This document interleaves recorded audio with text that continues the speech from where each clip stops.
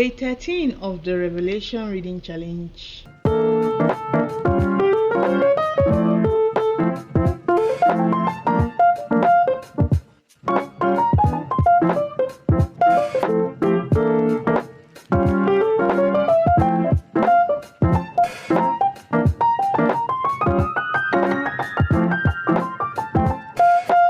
Revelation chapter 13.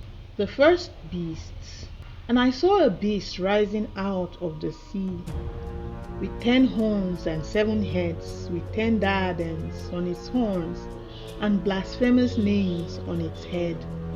And the beast that I saw was like a leopard, its feet were like a bear's, and its mouth was like a lion's mouth.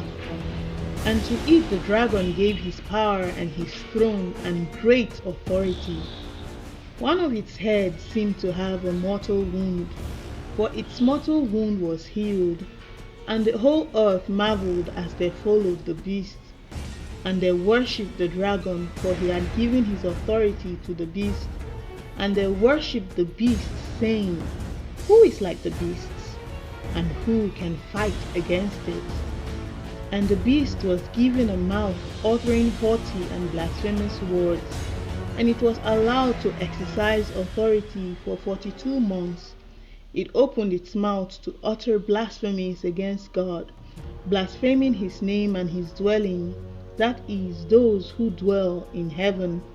Also it was allowed to make war on the saints and to conquer them, and authority was given it over every tribe and people and language and nation, and all who dwell on earth will worship it, everyone whose name has not been written before the foundation of the world in the book of life of the Lamb who was slain. If anyone has an ear, let him hear. If anyone is to be taken captive, to captivity he goes. If anyone is to be slain with the sword must he be slain. Here is a call for the endurance and faith of the saints. The second beast. Then I saw another beast rising out of the earth. It had 2 horns like a lamb, and it spoke like a dragon. It exercises all the authority of the first beast in its presence, and makes the earth and its inhabitants worship the first beast, whose mortal wound was healed. It performs great signs, even making fire come down from heaven to earth in front of people, and by the signs that it is allowed to work in the presence of the beast, it deceives those who dwell on the earth, telling them to make an image for the beast that was wounded by the sword and yet lived. And it was allowed to give breath to the image of the beast, so that the image of the beast might even speak, and might cause those who would not worship the image of the beast to be slain. Also it causes all, both great and small, both rich and poor, both free and slaved, to be marked on the right hand or the forehead, so that no one can buy or sell unless he has the mark, that is, the name of the beast or the number of its name. This calls for wisdom.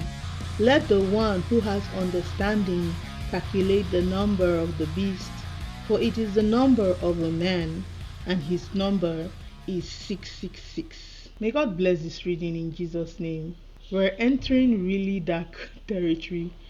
Not dark per se, but in contrast, it's really bright because it's revealing a lot of things to come. And as I was reading, a lot of things were coming to mind.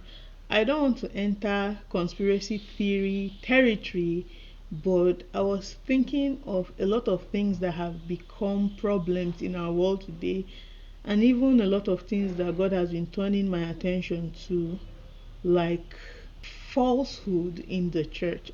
That's what came to my mind as I was reading this. And I said before, I'm not here to drop theories or whatever, but as it says in this verse, here is a call for the endurance and faith of the saints. In the world we are living in, falsehood is becoming truth and truth is becoming falsehood. The thing that has always been known is turned on its head to be another thing. And even this channel, even my life and everything that I am doing right now, is my way of standing for truth, my way of opening the words of this book and making it something really real for people. Because even in our world today, we have seen how something that is diabolical, something that is despicable, is removed from its place and given a place of righteousness, and people fall for it. Like how the whole world, like a majority of the world, will be following evil and only a few people will be standing for truth. Now this is the time of grace that we have, and even right now I want to stand for truth. So that was Revelation chapter 13. Thank you so much for joining me. Tomorrow I'll see you as I read Revelation chapter 14. Bye.